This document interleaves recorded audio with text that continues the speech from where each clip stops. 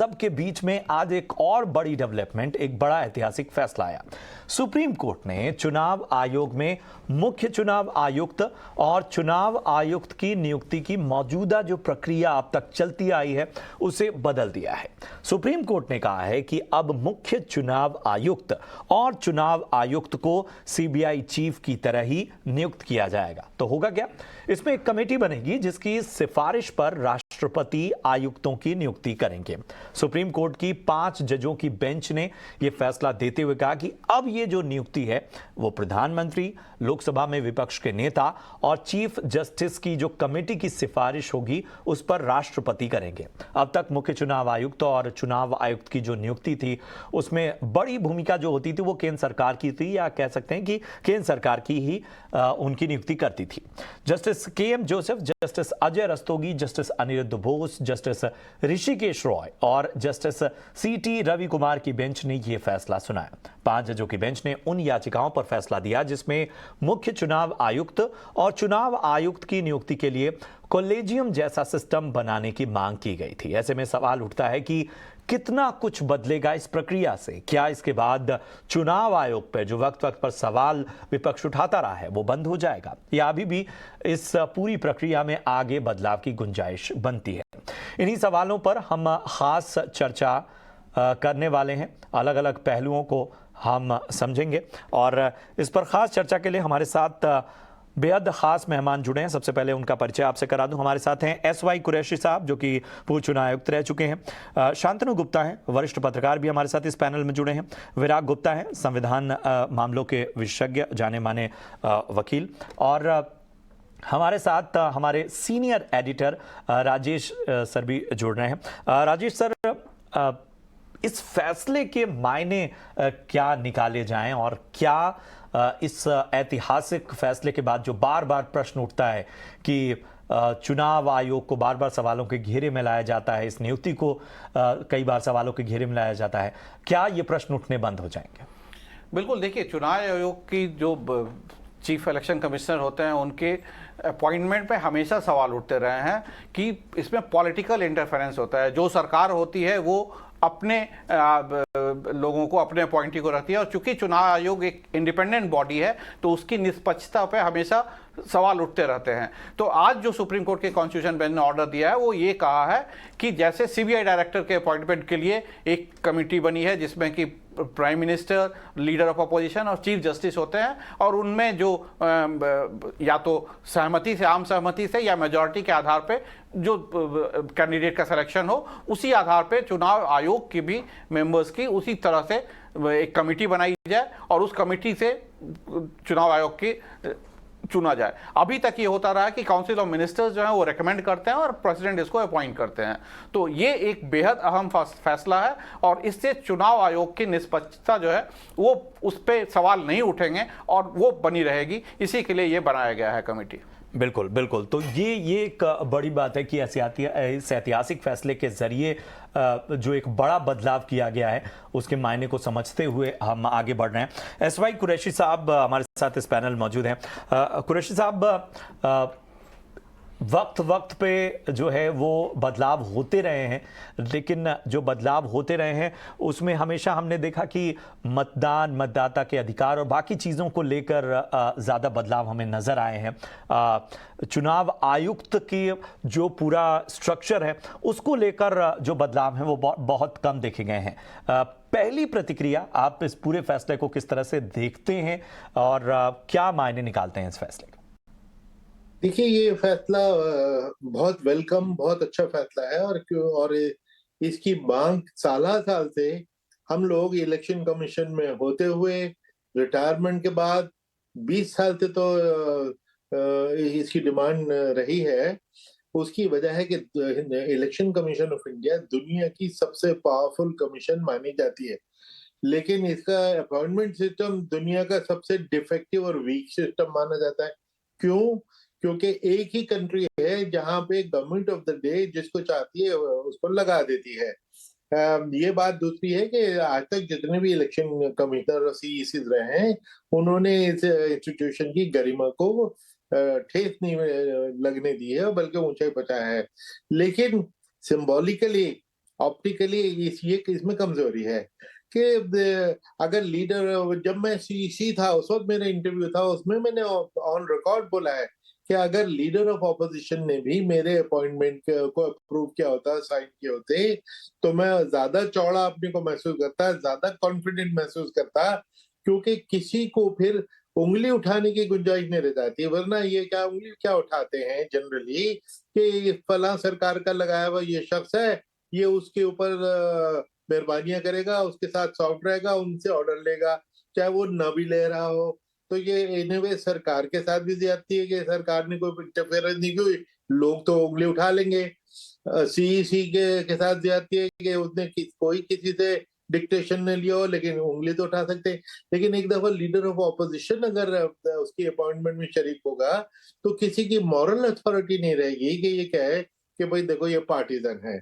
तो ये उस लिहाज से ये जैसे कहते हैं ना कि इंसाफ न सिर्फ होना चाहिए, होता दिखना चाहिए, इसी तरह न्यूट्रलिटी न सिर्फ होनी चाहिए, वो ऑब्वियस भी होनी चाहिए, दिखनी चाहिए। बिल्कुल बिल्कुल बिल्कुल। तो ये फिलहाल जो पूरा फैसला है वो बेहतर नजर आता हुआ। और अपने दूसरे मेहमान के पास हम चलेंगे। हमारे साथ शांतनु गुप्ता साहब हैं, जाने माने पत्रकार। शांतनु जी, एक बड़ा मैसेज देने की कोशिश चुनाव आयोग की निष्पक्षता को लेके, इसके अलावा उसके और ज़्यादा उसको फ्रीडम के मामले में, क्योंकि इससे पहले जो रहा है वो सरकार ही एक तरह से जो चुनाव आयुक्तों पर फैसला लेती रही है, तो क्या इससे निष्पक्षता का जो सवाल है वो मसला हल हो रहा है, और ज़्यादा स्वतंत्रता की जो बात कही जा रही है, क्या वो दायरा बढ़ रहा है? कुरैशी जी की बात से एग्री करूंगा कि भारत का जो चुनाव है वो एक बहुत बड़ा चुनाव है। भारत का जो इलेक्शन कमीशन है वो विश्व का एक बहुत ही सुदृढ़ इलेक्शन कमीशन है, और उसमें बहुत समय समय में बदलाव हुए हैं। चाहे कैंडिडेट जिस तरह से अपनी इनकम को, अपने जो केसेस को, अपनी शिक्षा को डिक्लेयर करता है, वो जब आया, फिर ईवीएम्स आए, इलेक्ट्रॉनिक वोटिंग मशीन आए, जब उसमें लोगों को लगा कि हो सकता है वीवीपैट आए, फिर वीवीपैट को किस तरह से रैंडमाइज करके उनको चेक करा जाए। तो एक सिक्स सिग्मा बहुत स्ट्रांग प्रोसेस है जो बहुत बड़े बड़े देश उससे एनवी करते हैं, और बहुत सारे लोग हमारे जो पुरानी सीईसीज भी हैं और जो हमारे अभी के भी हैं, वो लोग कंसल्टेंट भी रहते हैं बहुत सारी कंट्रीज के। और हमारे पास किसी भी इलेक्शन के बाद कभी भी कोई किसी ने विद्रोह नहीं करा। एक आध कमेंट को इधर उधर ईवीएम पे कह देता है, लेकिन कोई बड़ा विद्रोह नहीं हुआ, जो बड़े बड़े देशों में हमने देखा है। अभी हमने ब्राजील में देखा हाल फिलहाल चुनाव के बाद कितनी दिक्कत हुई। तो मेरे ख्याल से बहुत एक सुदृढ़ इलेक्शन कमीशन पहले से है। और जैसा कुरैशी जी ने कहा कि सारे इलेक्शन कमीशन ने गर्मा को बरकरार कर रखा है, मतलब चाहे किसी भी सरकार रही हो, सीसी का इलेक्शन आज तक गलत नहीं हुआ। बस एक ऑप्टिक्स की बात थी, तो छोटी सी ऑप्टिक्स की बात थी, शायद वो भी अब पूरी हो जाए। तो मैं इसे उतना बड़ा नतीजा नहीं मानूंगा, क्योंकि ये पहले से ही बहुत सुदृढ़ था। हाँ, एक ऑप्टिक्स की बात थी कि भाई इसमें वो नहीं है, ये नहीं है, क्योंकि देखिए कांग्रेस की सरकारों में भाजपा ने चुनाव जीते हैं कई जगह, और भाजपा की सरकारों में कांग्रेस ने और कई पार्टियों ने चुनाव जीते हैं। तो उससे साफ पता लगता है कि कोई रिग हमारे इलेक्शन कोई नहीं हो रहा है। तो एक ऑप्टिक्स था, वो ऑप्टिक्स भी पूरा हो गया ठीक है। लेकिन जो इसमें सीजीआई का इंक्लूजन है, वो थोड़ा सा मुझे एक स्मेल आती है जुडिशियल ओवररीच की। और अगर सीजीआई इतना ऐसा पैनल बनाता है, तो फिर हम वापस एनजेएसी पे क्यों नहीं आते हैं? मतलब शायद जैसे हमने कहा कि अभी कुरैशी साहब ने कहा कि सबसे वीक सिस्टम था, तो जजेस सिलेक्ट करने का भी सबसे वीक सिस्टम है। मतलब पहली बार होगा जजेस अपॉइंट जजेस, मतलब ऐसा कहाँ होता है कि एक आदमी अपने ही लोगों को अपॉइंट करे। तो वहां पे भी हमें ट्रांसपेरेंसी कब दिखेगी? वहां पे जब एनजेसी कोर्ट में आता है तो उसे दरकिनार कर दिया जाता है, लेकिन आप कुछ और आता है तो उसमें एक पैनल बनाया जाता है। तो मेरे ख्याल से साफ दिखता है ना, अब जनता को ये दिखने लगा है। तो मेरे ख्याल से इस पे जहाँ आपने जो पहले आप अदानी वाली बात कर रहे थे, अभी सेबी की जांच चली रही है, सुप्रीम कोर्ट ने उसमें भी खुद को घुसा लिया। तो मेरे ख्याल से सुप्रीम कोर्ट को एग्जीक्यूशन करने की आजकल ज्यादा ही मन कर रहा है। ठीक है राजेश सर, हमारे साथ विराग गुप्ता भी हैं और बाकी पैनल भी मौजूद है। आप सवाल करना चाहेंगे? विराग जी, हम आपसे ये जानना चाहते हैं कि क्या अगर 3 मेंबर कमेटी बनती है उसके बाद इस तरह के आरोप लगने बंद हो जाएंगे? क्योंकि सीबीआई डायरेक्टर की अपॉइंटमेंट को लेकर हमने देखा था कि जब हुआ था तो 2:1 के रेशियो में लीडर ऑफ अपोजिशन जो है वो नाम पे सहमति नहीं थी, फिर भी वो अपॉइंट हो गए। तो ये अगर अपोजिशन पार्टी की ये जो है ये चलती रहेगी, क्या 3 मेंबर कमेटी से ये खत्म हो जाएगी?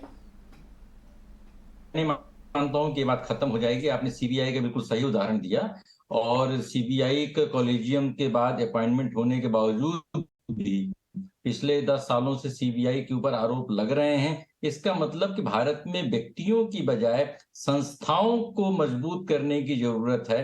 संस्थागत बदलाव जो पार्लियामेंट के माध्यम से आए, जुडिशियल जजमेंट से संस्थागत बदलाव नहीं आते हैं। जुडिशियल जजमेंट से एक सेंसेशन क्रिएट होता है, एक जागृति क्रिएट होती जाती है।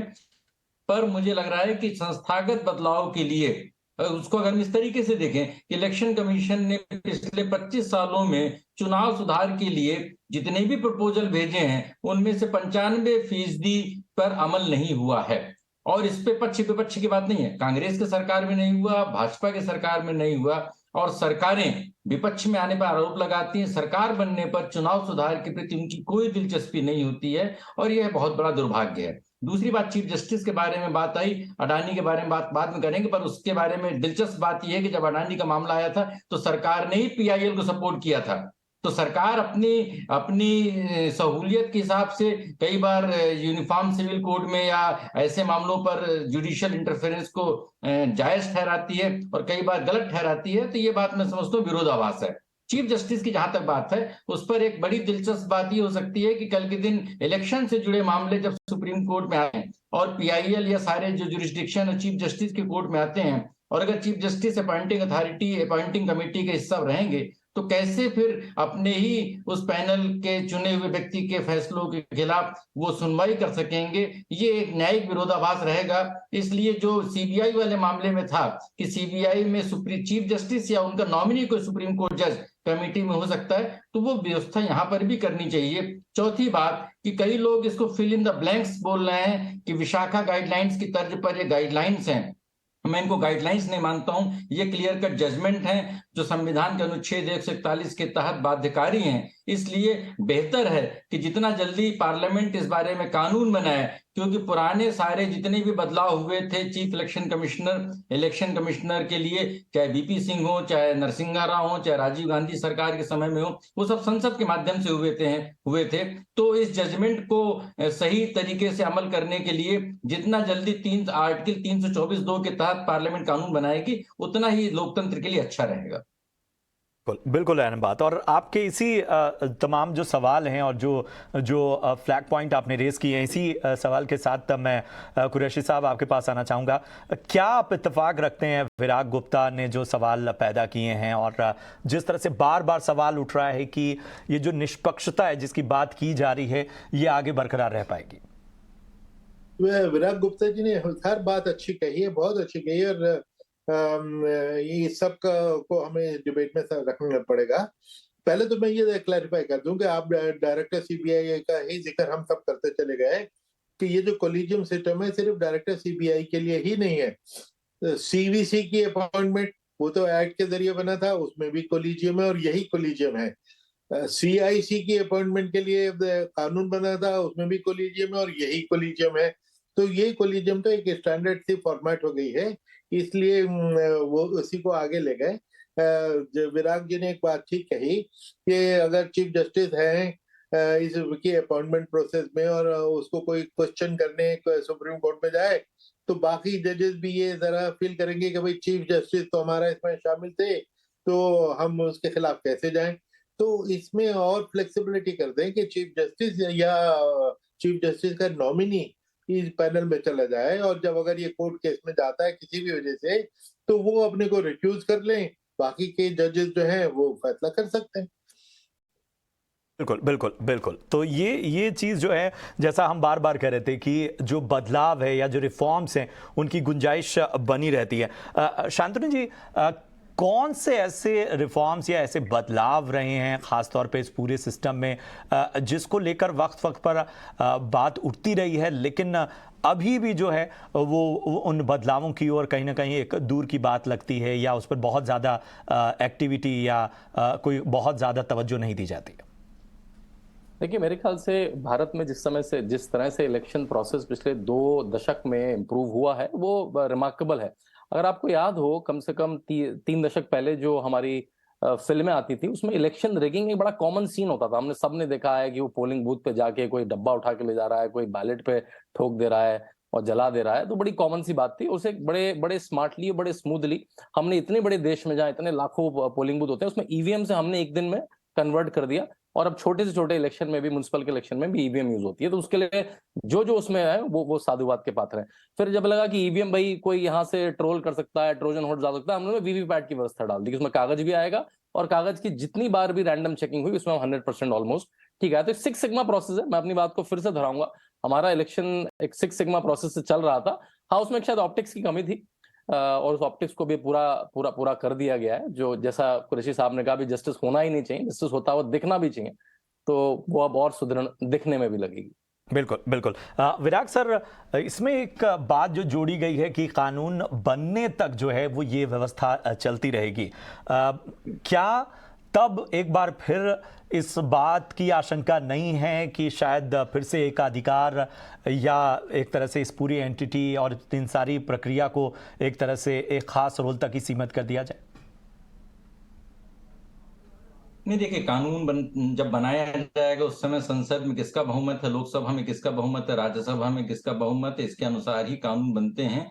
और उस कानून बनने में अगर सरकार को कोई अड़चन नहीं होगी तो सरकार अपने तरीके से इस पूरे जजमेंट की विश्लेषण करके एक नए तरीके से ला सकती है। लेकिन मैं हमेशा बोलता हूं कि चाहे 66A का मसला हो या सुप्रीम कोर्ट के किसी भी जजमेंट का मसला हो, आर्टिकल 141 कोर्ट के ऊपर बाइंडिंग है। उसको देश का कानून बनने के लिए संसद के माध्यम से कानून बनना जरूरी है। और जब हम जुडिशियल ओवररीच की बात करते हैं तो सुप्रीम कोर्ट के या हाई कोर्ट के जो फैसलों के बाद या तो सरकार उससे असहमति व्यक्त करे या सहमत होने के बाद उस पर कानून बनाए, तो जो संसद का है वो एक बाल बुलंद होगा। ये बात जरूरी है। दूसरी बात, जरूरी बात, जो हम बार बार फ्री एंड फेयर इलेक्शंस की बात करते हैं, क्योंकि जब इलेक्शन कमीशन है तो वो फ्री एंड फेयर इलेक्शंस के लिए आर्टिकल 324 के तहत सुपरिंटेंडेंट डायरेक्शन और उसके पूरे कंट्रोल के लिए उनके पास पूरे पावर हैं। और सुप्रीम कोर्ट ने 300 से ज्यादा पेज के जजमेंट में बोला है कि प्योरिटी ऑफ इलेक्शंस और independence of the election commission के लिए जजमेंट लाया जा रहा है। पर सबसे बड़ा सवाल यह है कि पिछले 30 सालों से 35 सालों से इलेक्शन के प्रोसेस को सुधारने के लिए कितने कानून बनाए गए हैं। चुनावों में धन बल, बाहुबल, अपराधियों को रोकने के लिए कितने प्रभावी कानून बनाए गए हैं। पारदर्शिता नहीं है और पर उपदेश कुशल बहुतेरे। आज की तारीख में नेताओं पर लोगों को सबसे कम भरोसा है, क्योंकि ये माना जाता है कि भ्रष्टाचार के बगैर कोई भी नेता चुनाव नहीं जीत सकता है। तो इलेक्शन कमीशन क्या करेगा? अगर कानून सख्त नहीं है, और सख्त कानून बनाने की जिम्मेदारी पार्लियामेंट की है, पार्लियामेंट के भीतर वही लोग हैं जो खुद दागी हैं। इसलिए मुझे लगता है कि देश में लोकतंत्र को और बेहतर बनाने के लिए, क्योंकि चुनाव आयोग एक एम्पायर है, रेगुलेटर है, लेकिन चुनावी व्यवस्था को दुरुस्त करने के लिए, उसको और स्वच्छ बनाने के लिए संसद को कदम उठाना पड़ेगा, जिससे आम जनता की भागीदारी बने। और मैं समझता हूं कि अमृत काल में सबसे बेहतरीन चीज लोकतंत्र के लिए हो सकती है संसद के माध्यम से। अहम बात आपने कही, बहुत बहुत शुक्रिया करेंगे विराग गुप्ता साहब। इसके साथ ही शांतनु गुप्ता साहब, आपका भी बहुत बहुत धन्यवाद। SY कुरैशी सर, आपका भी बहुत बहुत धन्यवाद। राजेश सर, आपका भी इस खास विश्लेषण के लिए बहुत बहुत धन्यवाद, इस चर्चा में शामिल होने के लिए। उम्मीद है कि आपको ये विश्लेषण, ये चर्चा पसंद आई हो। और इसी के साथ इस बुलेटिन में इतना ही। ब्रेक के बाद एक खास शो आपका इंतजार कर रहा है, आप बने रहिए हमारे साथ।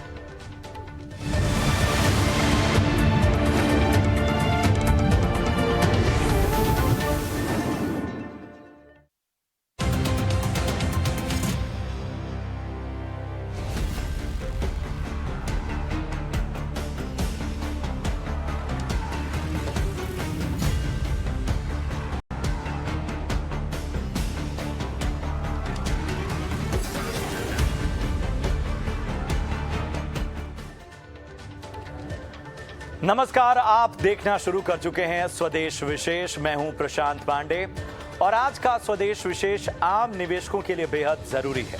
न सिर्फ इन्वेस्टर्स बल्कि वो लोग जो बाजार में निवेश की प्लानिंग कर रहे हैं, उनके लिए भी आज की हमारी ये चर्चा काफी महत्वपूर्ण है। ये चर्चा है इन्वेस्टर्स के लिए एक तरह से जागरूकता की। आपको याद होगा कुछ दिन पहले हमने आपको एक खबर बताई थी जिसमें हमने जानकारी दी थी कि सेबी के एक बड़ा कदम लेने की तैयारी है, जिसमें सोशल मीडिया और यूट्यूब चैनल्स के जरिए लोगों को फर्जी सलाह देने वालों के लिए रेगुलेशन लाने की तैयारी की बात की जा रही है। आपको बता दें कि सोशल मीडिया समेत कई प्लेटफॉर्म्स पर आजकल फर्जी फाइनेंशियल एडवाइस खूब दी जा रही है और इसके जरिए पंप एंड डंप का भी खेल चल रहा है। पूरी प्रैक्टिस ही सवालों के घेरे में है, क्योंकि इसमें फर्जी सलाह, धोखाधड़ी, मिसलीड करना, मिस इन्फॉर्मेशन देना जैसी तमाम चीजों का डर बना रहता है। ऐसा ही एक मामला और इसमें सेबी का सख्त एक्शन नजर आया है। शेयरों को चढ़ाने गिराने के खेल का पर्दाफाश हुआ है और इस खेल में फंस गए हैं मुन्ना भाई सीरीज की फिल्मों में सर्किट यानी अरशद वारसी। इस पंप एंड डंप केस में सेबी ने अरशद, उनकी पत्नी मारिया और उनकी पत्नी के भाई इकबाल वारसी पर कार्रवाई की है। इन्हें शेयर बाजार की गतिविधियों में भाग लेने से 1 साल तक के लिए रोक दिया गया है। इस मामले में साधना ब्रॉडकास्ट लिमिटेड के प्रमोटर सहित 31 लोगों पर सेबी ने एक्शन लिया है। सेबी के एक्शन के दायरे में आए सभी लोगों और इन यूनिट्स ने 41 करोड़ से ज्यादा का प्रॉफिट बनाया। कहीं कहीं ये आंकड़ा बताया जा रहा है कि ये आंकड़ा 50 करोड़ तक जा सकता है। चर्चा की हम शुरुआत करेंगे और उसके अलग अलग पहलुओं की हम बात करें उससे पहले अपने सहयोगी शरद दुबे के पास चलते हैं, जो बता रहे हैं कि दरअसल ये पूरा मामला है क्या।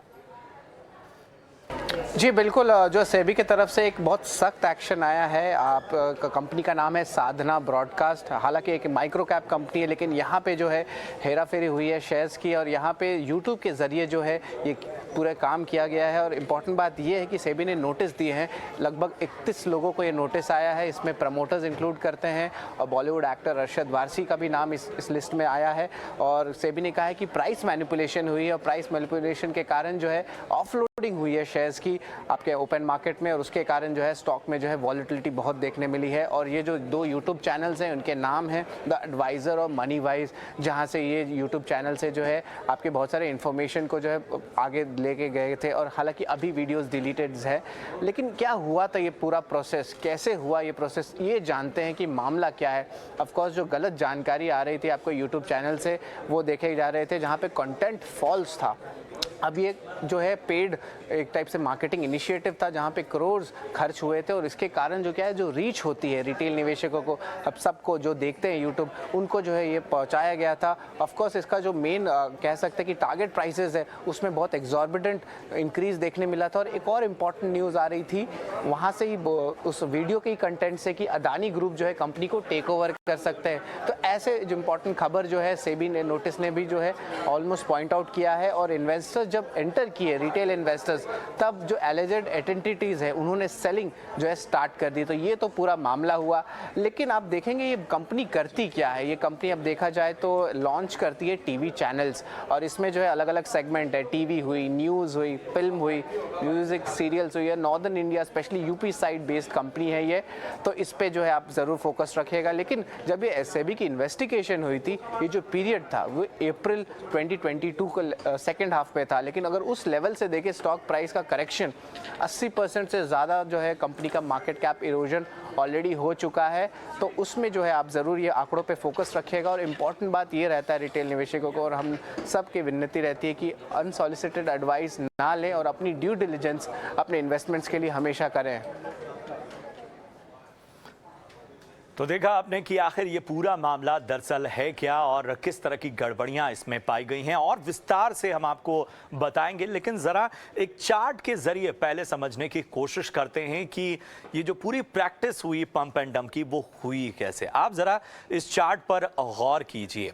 इस चार्ट पर जब आप गौर करेंगे तो आप पाएंगे कि साफ तौर पर ठीक 1 साल पहले यानी 3 मार्च की अगर हम तारीख को देखें और वहाँ पर आप जब इस चार्ट को एनालाइज करेंगे तो आप देखेंगे कि वहाँ पर लगभग ₹2.25 के आसपास ये स्टॉक ट्रेड कर रहा था।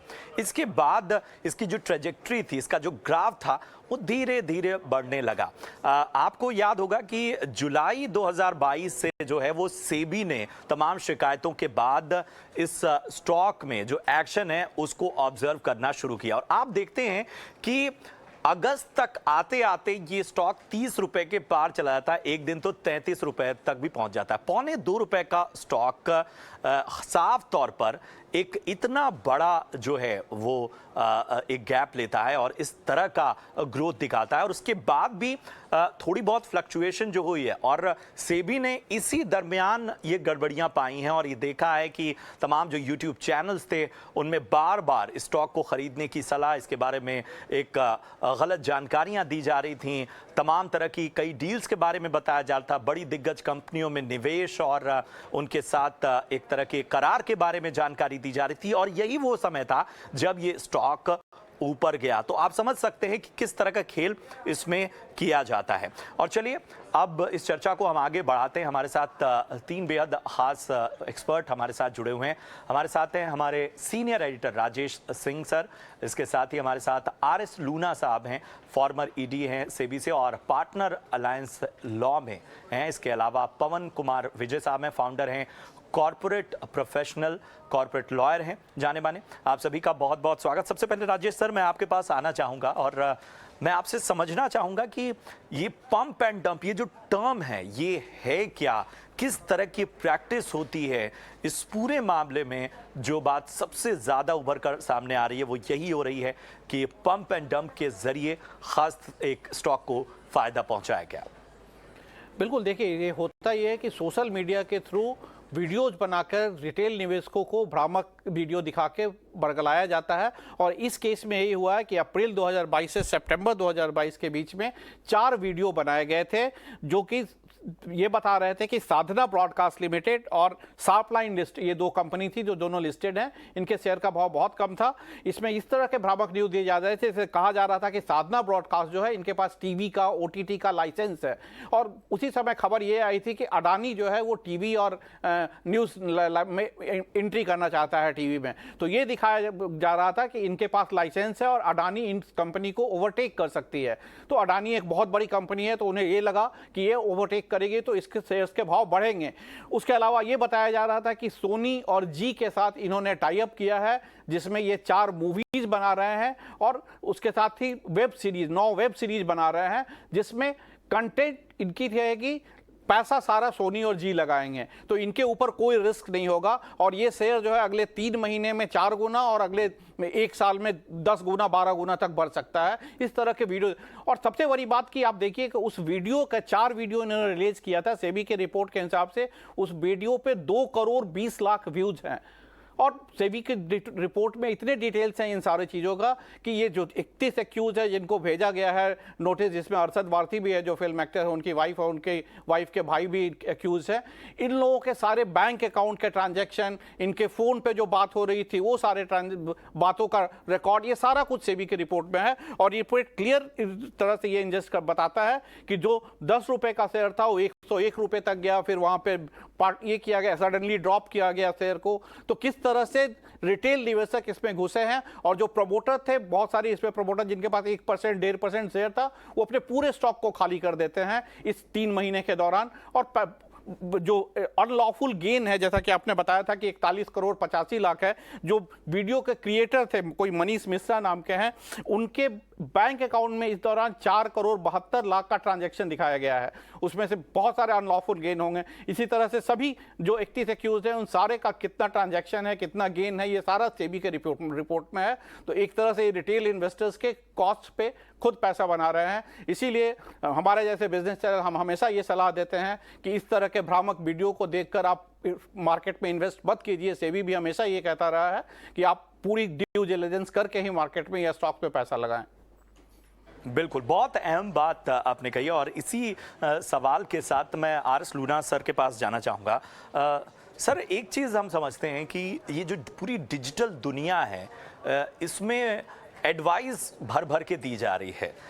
इन्फ्लुएंसर्स और जो टर्म आजकल फिनफ्लुएंसर्स का है वो भी एक बड़ी समस्या है और यही वजह है कि हम देखते हैं कि हाल फिलहाल सेबी ने एक संकेत दिया है कि जो अनरेगुलेटेड एडवाइस दी जा रही हैं, एडवाइजर्स हैं, इन सब के अलावा बहुत सारे लोग जो शायद क्रेडिबल भी हैं उन पर भी एक निगरानी रखी जाएगी। इस तरह के मामले जो हैं जहां पर हम देखते हैं कि एक तरह की जब कंप्लेंट रेज हुई तब इस पर निगरानी हुई, किस तरह का प्रावधान है, इस पूरी तरह किस तरह की निगरानी की जाती है? क्या केवल शिकायत पर ही निगरानी होती है या सेबी वक्त वक्त पर इन सब को अपने रडार पर लेते रहता है? देखिए, सेबी का सर्वेलेंस सिस्टम बहुत इफेक्टिव और स्ट्रॉन्ग है और उनको खाली कंप्लेंट्स पे डिपेंड नहीं करना पड़ता है। अपने वो रूम पे जहाँ पे ये सर्वेलेंस सिस्टम सारा लगा हुआ है, with the help of stock exchanges, they can come to know कि भाई किस स्किप में volatility है, and there are certain system which give the alerts कि भाई ये market manipulation हो रही है या नहीं हो रही है। तो ये it is not entirely dependent on the complaints और the videos which you are talking about, but yes अगर कोई आदमी सोशल मीडिया पे वीडियोस लोड कर रहा है, एक्सचेंज कर रहा है और वो वीडियोस मिसलीडिंग है, तो certainly SEBI can take action against all those people also who are behind circulating that kind of videos or misleading the public. और प्रोसेस ये रहता है कि भाई इंफॉर्मेशन मिलने के बाद सेबी जो है वो अपना इन्वेस्टिगेशन प्रोसेस शुरू करता है। पहले इंटरनली सर्वेलेंस पे देखते हैं and once they are convinced कि भाई this matter needs to be further looked into, फिर वो इन्वेस्टिगेशन टीम के पास जाता है और इन्वेस्टिगेशन टीम जो है वो सारे मामले को इन डेप्थ एग्जामिन करती है और फिर अपनी रिपोर्ट देती है, उसके बेसिस पे एक्शन लिया जाता है। बिल्कुल बिल्कुल बिल्कुल, एक अहम बात है कि जिस तरह से आज की इस पूरी डिजिटल दुनिया में हम देख रहे हैं कि इस तरह के खतरे लगातार बढ़ते जा रहे हैं, बहुत सारे चैनल्स हैं, बहुत सारी शिकायतें इस तरह से मिलती हैं, उसमें बहुत इफ़ेक्टिवली सेबी काम कर रही है। और विजय जी, मैं समझना चाहूँगा कि जब इस तरह का केस बनता है तो हम बहुत से एक्शन तो हम देखते हैं जो सेबी लेती है, चाहे रिकवरी की हम बात कर लें, चाहे हम देखते हैं कि उन्हें एक्सचेंज में बैन करने की बात हो। इसके अलावा अगर फर्दर आगे चीज़ें देखी जाएं, एक बड़ा मैसेज देने की बात की जाए, तो किस तरह का एक्शन लेना ज़रूरी हो जाता है? और ये एक मामला ऐसा है जिसमें हम एक ख़ास समय सीमा में देख रहे हैं कि अनियमितताएं, गड़बड़ियां सामने आई हैं, लेकिन इस बात से इनकार नहीं किया जा सकता कि ये गड़बड़ियां पहले इन लोगों के द्वारा नहीं की गई हैं।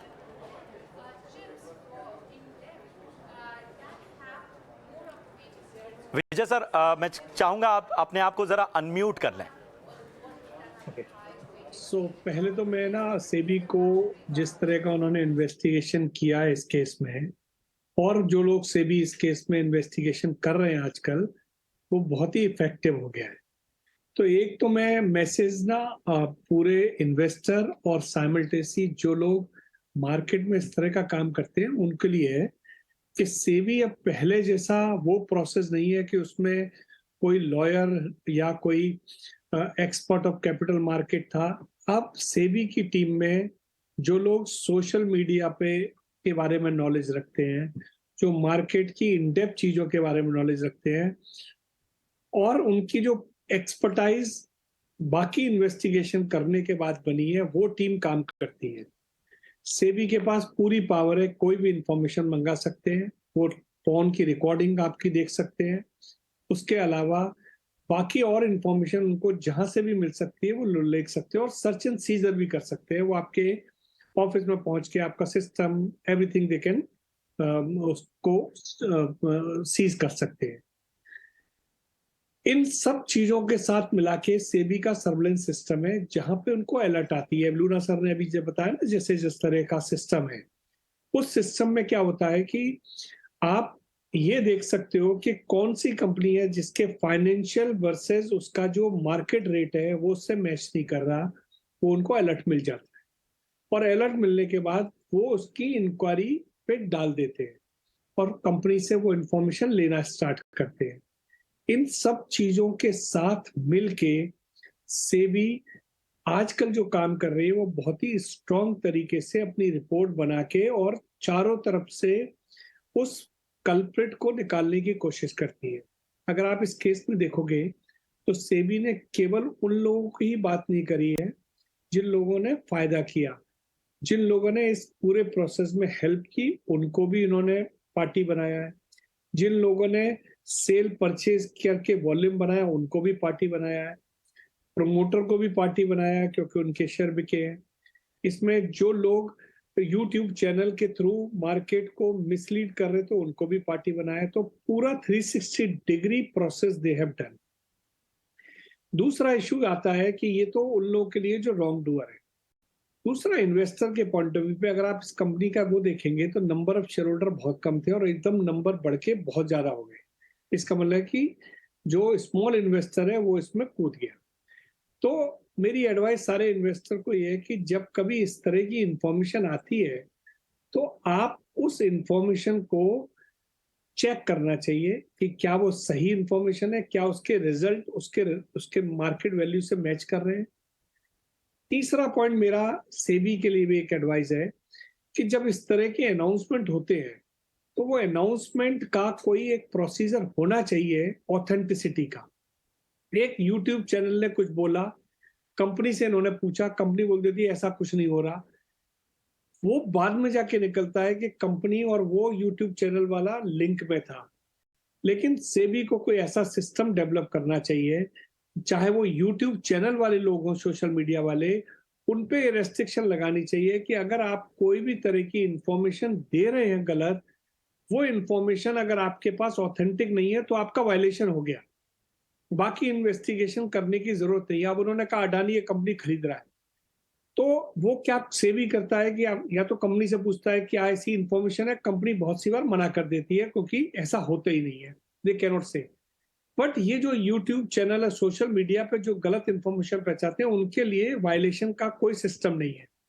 अगर सेबी ये पॉइंट बना दे कि एनीबडी हु इज, बिकॉज जो इसमें नाम लिखा मनीष, उसका नाम है, वो आदमी है, उसने यूट्यूब चैनल पे कुछ उल्टा सीधा बोला, गलत बोला, उसका वायलेशन हो गया, उसके लिए कोई और ज्यादा इंफॉर्मेशन या और इन्वेस्टिगेशन करने की जरूरत नहीं है। आपने कोई चीज गलत बोली जो ऑथेंटिक नहीं है, you can not say. This is my advice to SEBI. अगर सेबी इस तरह का एक बिल्कुल, लॉ का और जो इंस्ट्रक्शन जो बात आपने कही उसकी तैयारी में है सेबी, और रेगुलेटर लगातार इस बारे में वक्त वक्त पर संकेत दे रहा है कि ये जो प्रैक्टिस है इसे रोकने के लिए रेगुलेशंस जो हैं और इसमें और ज़्यादा सख्ती जो है वो आने वाले वक्त में नज़र आएगी। इससे पहले चर्चा को हम और आगे बढ़ाएं, ज़रा आपको बताते हैं कि ये पंप एंड डंप होता क्या है। तो ज़रा समझिए कि पंप एंड डंप आखिर जो ये टर्म बार बार यूज़ हो रहा है ये है क्या। तो पंप एंड डंप यानी किसी शेयर, जैसे इस खास केस में हुआ कि साधना ब्रॉडकास्ट के शेयर के बारे में गलत जानकारी दी गई, किसी शेयर के बारे में गलत जानकारी दी जाती है, बार बार शेयर खरीदने की सलाह इन यूट्यूब चैनल्स जिनको एक तरह से ख़ास वक्त पे लगातार ये पिच कर रहे थे। इसके अलावा कंपनी की जो फाइनेंशियल्स हैं उसकी गलत जानकारी भी इस दौरान दी जाती है, और इसके साथ अधिग्रहण और करार को लेकर गलत तथ्य बताया जाता है। जैसा इस केस में हुआ कि अडानी और जी और बाकी बड़ी बड़ी दिग्गज कंपनियों के साथ इनके करार के बारे में भ्रामक जानकारी दी गई। कंपनी या शेयर के बारे में एक तरह का माहौल बनाया जाता है अफवाह या गलत जानकारी के जरिए, और इसके जरिए कम दाम पर शेयर खरीदा जाता है, और फिर उस न्यूज़ की वजह से, चूंकि वो खबर फैलाई जा रही है, उस न्यूज़ की वजह से ये स्टॉक आगे जाने लगता है। रिटेल निवेशकों को बार बार इस खास मौके पर इसे खरीदने की सलाह दी जाती है, और जब ये स्टॉक चढ़ जाता है, काफ़ी ऊपर चढ़ जाता है, तो ये सारे लोग इसे बेचकर निकल जाते हैं और भोला भाला जो इन्वेस्टर है वो फंस जाता है। और फंसता क्यों है? क्योंकि बहुत सारे प्रभावशाली लोगों का, इन्फ्लुएंसर्स का इस्तेमाल किया जाता है लोगों को इस तरह की जानकारी देने में, जैसा इस केस में अरशद वारसी ने भी किया, वो भी सवालों के घेरे में है। साधना ब्रॉडकास्ट और शार्प लाइन के शेयरों में इस तरह की गड़बड़ियां पाई गई। और राजेश सर, मैं आपके पास आऊँगा, और हमारे साथ दोनों खास एक्सपर्ट जुड़े हुए हैं, लूना साहब भी हैं और इसके साथ ही विजय जी भी हैं, पवन कुमार साहब भी हैं। तो आपके कोई सवाल इनसे? ये जानना चाहेंगे कि इस केस में जैसे कि सेबी ने सब कुछ पता कर लिया कि इतने अनलॉफुल गेन इलीगल तरीके से इन सारे लोगों ने की, उनके सारे मनी सीज भी कर लिए जाते हैं, उन्हें बोला जाता है कि आप ये सारे पैसे जमा भी कर दो, आपको 1 साल ट्रेडिंग के लिए भी रोक दिया गया, लेकिन अल्टीमेटली लॉस जो होता है वो रिटेल इन्वेस्टर्स का होता है। तो रिटेल इन्वेस्टर्स को जो अनलॉफुल गेन से पैसा सेबी ने कलेक्ट किया, क्या वो पैसा लौटाने के लिए सेबी के पास कुछ प्रोविजन है? क्योंकि सेबी के पास सारे डिटेल्स है कि किसने कब क्या, तो ये 3 महीने के पीरियड में कितने रिटेल इन्वेस्टर्स ने कितने शेयर खरीदे और कितना उनका लॉस हुआ, ये सारी जानकारी है। तो क्या इस तरह की कुछ फायदे सेबी कुछ रिलीज करती है, या ऐसा कोई प्रोविजन सेबी एक्ट में है कि उस रिटेल इन्वेस्टर्स को उनके नुकसान की भरपाई की जा सके? देखिए, डायरेक्ट प्रोविजन ऐसा कोई नहीं है, लेकिन जहाँ पे सेबी डिस्गॉर्समेंट का ऑर्डर करती है और डिस्गॉर्समेंट का जितना पैसा है वो सारे का सारा पैसा जो हो वो इन्वेस्टर एजुकेशन प्रोटेक्शन फंड में जाता है। वो फंड स्टॉक एक्सचेंज में मेंटेन करती हैं और वो फंड जो है वो इन्वेस्टर्स को कंपनसेट करने के लिए या एजुकेशन के लिए वो यूज़ किया जाता है। लेकिन डायरेक्ट जो प्रोविजन है फॉर कंपनसेटिंग वो SEBI doesn't take it directly, क्योंकि मार्केट मैनिपुलेशन है और वो एक ब्रॉडर लेवल पे आता है, इंडिविजुअल लेवल पे नहीं आता है। और उसकी वजह से वो डिस्बर्समेंट का ऑर्डर करते हैं, जितना भी अनलॉफुल गेन हुआ है या इन्वेस्टर्स को लॉस हुआ है, वो सारे का सारा पैसा वो जो वायलेटर है उससे लेते हैं और इन्वेस्टर प्रोटेक्शन फंड में उसको डालते हैं। बिल्कुल आपने ठीक कहा, इन्वेस्टर प्रोटेक्शन फंड के थ्रू किया जाता है, लेकिन वो पैसा एग्जैक्टली उस निवेशक को नहीं मिलता है जिनका लॉस हुआ है। पवन कुमार जी, हम आपके पास आना चाहेंगे। आपने ये कहा कि सर्वेलेंस सिस्टम सेबी का बहुत स्ट्रांग है। बिल्कुल, जो नई माधवी पूरी बुद्ध जो नई चेयरपर्सन बनी है, इन्होंने डिजिटल के में काफ़ी काम किया। जब ये होल टाइम डायरेक्टर थी तो अब डिजिटल इंफ्रास्ट्रक्चर को काफ़ी स्ट्रांग कर दिया गया है सेबी को, और एक पुश ऑफ ए बटन से वो सारा इंफॉर्मेशन निकाल सकते हैं कि किसने कब ट्रेडिंग किया और कहाँ ट्रेडिंग में किसका कितना नुकसान हुआ या फ़ायदा हुआ। लेकिन इस केस में यह भी है कि इन्वेस्टर प्रोटेक्शन फंड में जो पैसा आता है, क्या आपको लगता है कि सेबी उस फंड से, बीएसई और एनएसई तो करते हैं इन्वेस्टर को गाइडेंस अवेयरनेस के लिए बहुत सारे प्रोग्राम चलाते हैं, सेबी का वैसा कुछ नहीं आता है? क्या आपको लगता है कि या गवर्नमेंट का भी ऐसा नहीं आता है? इतने ज़्यादा ये हो रहे, इसमें कुछ सरकार को और रेगुलेटर को भी कुछ एक्शन लेना चाहिए कि गाइडलाइन तो बना दी आपने, लेकिन पनिशमेंट या रिवार्ड कैसे करें हम रिटेल इन्वेस्टर को, उनको कैसे प्रोटेक्ट करें, इसको लेकर और क्या किया जा सकता है? देखिए, स्टॉक एक्सचेंज और सेबी बहुत सारे अपने एजुकेशन प्रोग्राम करते हैं और कंटिन्यूसली बहुत से होते हैं। अब होता क्या है, इसमें जो प्रॉब्लम है वो है ग्रीड और फियर की। अगर कैपिटल मार्केट का काम देखोगे तो ग्रीड और फियर पे चलता है। तो जो इन्वेस्टर की ग्रीड है, वो इन्वेस्टर की ग्रीड बहुत ज्यादा बढ़ जाती है कभी कभी इस तरह की चीजों में। सेबी बार बार बोलता है या स्टॉक एक्सचेंज बोलता है, आप उन शेयरों में इन्वेस्ट करो, पहले उसकी रिसर्च करो फिर इन्वेस्ट करो, किसी के हेयरसे पे मत खरीदो।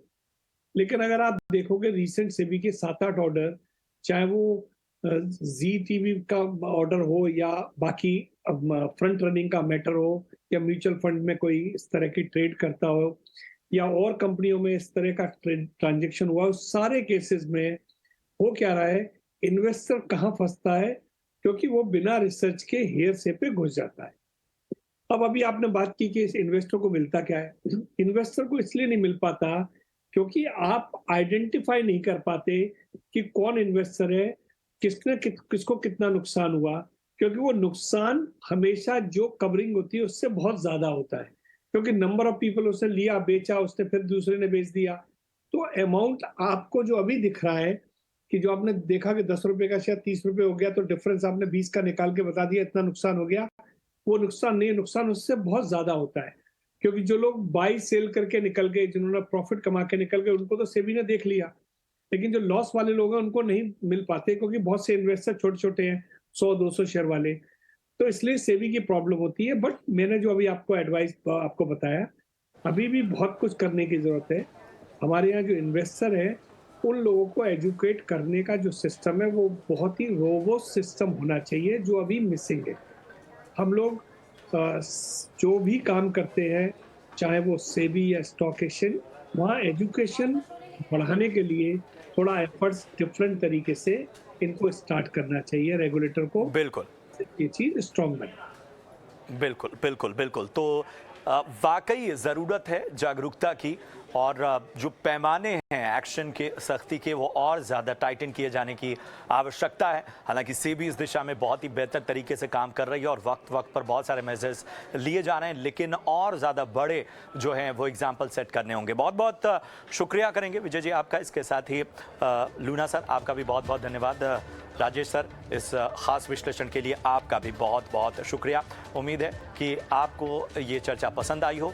आप देखते रहिए ET Now स्वदेश। नमस्कार।